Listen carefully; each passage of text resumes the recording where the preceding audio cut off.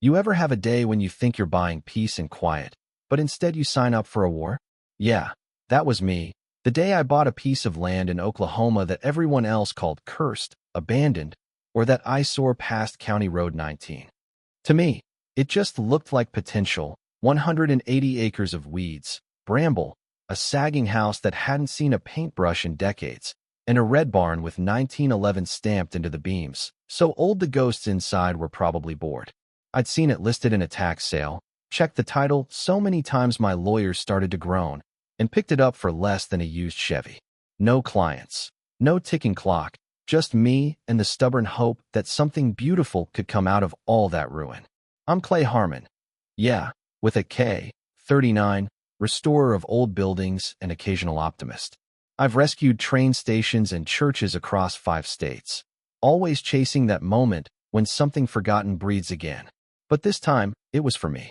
First week, I parked my camper next to a busted windmill, ran a generator off borrowed gas, started hauling junk and chopping saplings until I couldn't move my arms.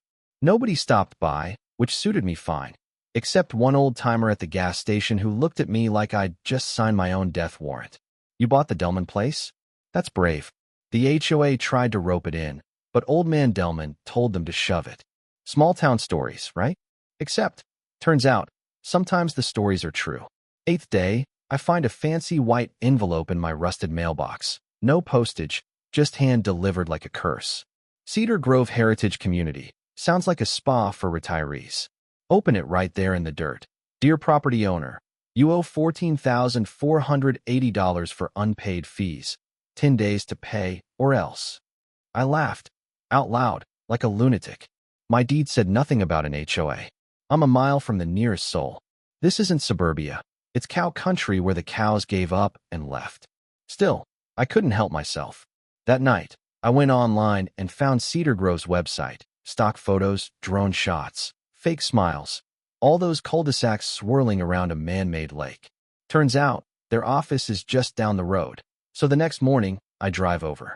You ever walk into a place and feel like you're already guilty? That's the Cedar Grove HOA office. A double-wide trailer with a dead fountain and a receptionist who looks like she's counting the days to retirement. She barely looks up. Name: Clay Harmon. The Delman property. Miss Brady wants to see you. Next thing I know, I'm face-to-face with Karen Brady. Bleach blonde bob, suit jacket sharp enough to cut glass, a smile that never gets near her eyes. "Let's clear up this little confusion," she says, like she's about to hand down a sentence, not have a conversation. She shows me a map that looks like it was drawn by someone who failed art in middle school. My land, circled in pink, labeled Annexed Future Residential. Supposedly, that means I owe 8 years of back assessments. I try to keep my cool, but come on, lady, that land's been abandoned longer than your HOA has existed.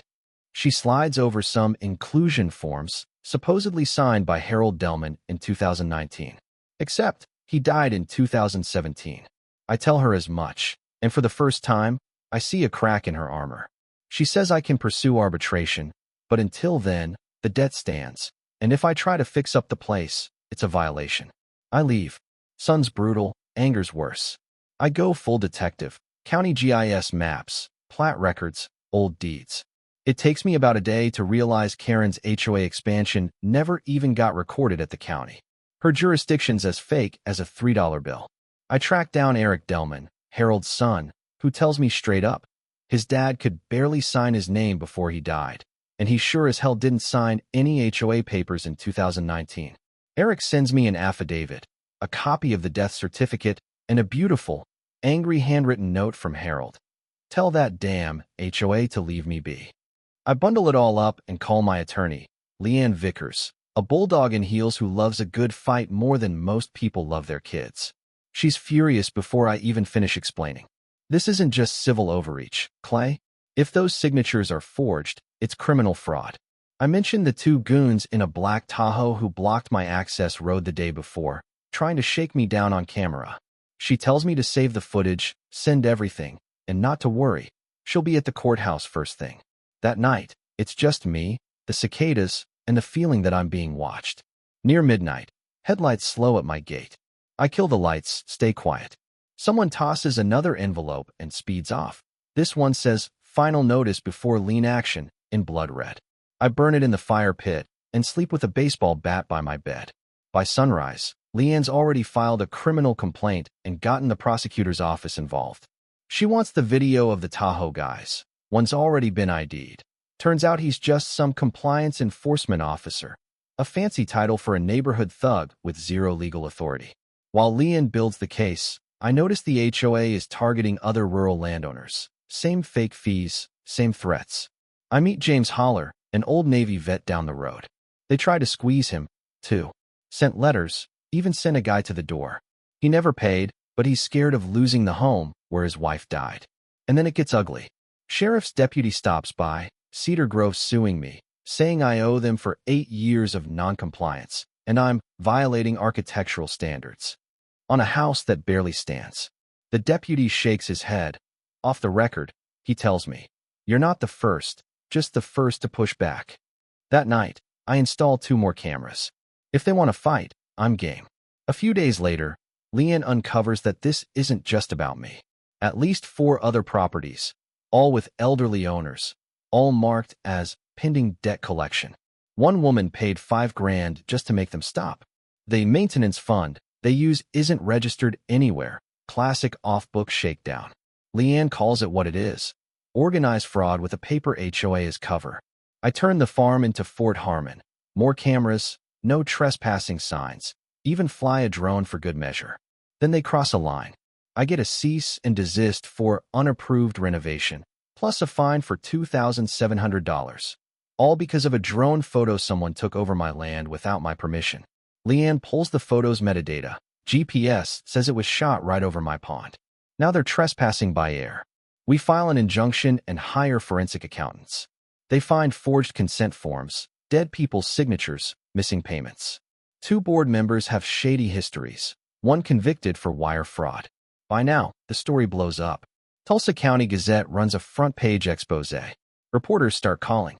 Even a former county official reaches out, remembers rejecting Cedar Grove's expansion back in 2017, says there's a paper trail, if we're willing to dig for it. Me and Leanne's in turn end up in a dusty gymnasium full of boxes, hunting for the file. We find it. Full rejection. Not legally permissible. Missing owner consent. The HOA's whole expansion is built on air. Pressure ramps up. Black trucks with no plates linger outside. Someone files a motion demanding access to my land for inspection. Leanne files a counter motion so full of evidence it ought to be a crime. The judge sets a hearing date, but the real hammer comes from the auditors, shell companies, duplicate invoices, board members siphoning money. Then a board member flips, testifies he saw Karen forge at least one signature herself. Weeks go by. Karen disappears. No more threats, no more SUV drive-bys, just silence so thick you could taste it. The AG's office gets involved. Then a call from a guy named Ellis Duran. His dad owned land next to mine, died in 2019, but somehow signed an HOA payment plan in 2021. Ellis paid the money, scared he'd lose his inheritance. I add his story to the growing stack. Hearing day arrives. The room is packed. Cedar Grove sends their suits. Karen's a no-show. Her lawyer claims stress complications. Leanne lays out the case, document after document, testimony after testimony, every trick in the book exposed. The judge barely flinches. I'm referring this to the DA for criminal review. Pending that, a temporary injunction. Cedar Grove can't contact or claim anything against Clay Harmon or any owners outside the original boundary. Gasps. Reporters run. I get a text from Holler. Check the news.